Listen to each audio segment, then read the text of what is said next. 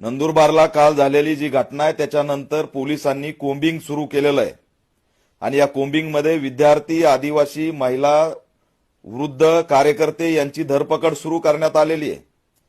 मी राज्याचे गृहमंत्री देवेंद्र फडणवीस यांना आवाहन करतोय की कोणत्याही प्रकारची बेकायदेशीर कोम्बिंग करू नये। पुन्हा परभणीसारखी घटना घडून येण्याची शक्यता नाकारता येत नाही। त्याच्यामुळे तात्काळ नंदुरबारच्या एसपी श्रावण दत्त साहेबांना आवाहन करा, त्यांना असणारा संपर्क करून त्या भागातील जी गावकुसातील कोम्बिंग सुरू आहे ती थांबवा। जय वाळवी या तरुणाचं हत्याकांड झालं, त्याच्या आरोपीला अटक झाली पाहिजे। त्या समाजामध्ये उद्रेक आहे, आक्रोश आहे, त्यांना धीर द्यायचा, त्यांचा असणारा न्याय देण्याची भूमिका घ्यायची सोडून त्यांनाच जर जेलमध्ये टाकण्याचा प्रयत्न होत असेल तर हे गंभीर आहे आणि हा आदिवासी समाजाचा केलेला कोंडमारा आहे। आणि म्हणून गृहमंत्र्याला ऑल इंडिया पॅंथर सेना मागणी करत आहे की तात्काळ ही कोम्बिंग थांबवा। कार्यकर्ते लपलेत, गाव सोडून समाज पळून जायला लागलाय, ते भयभीत झालेले आहेत।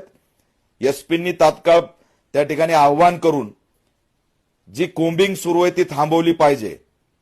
याच्यामध्ये कोणत्याही प्रकारे जर आदिवासी समाजाला भयभीत केलं, बेकायदेशीर कारवाई केली, मारहाण केली तर मात्र मी स्वतः परत नंदुरबारला आल्याशिवाय राहणार नाही आणि राज्यव्यापी आंदोलन छेडल्याशिवाय शांत बसणार नाही असा इशारा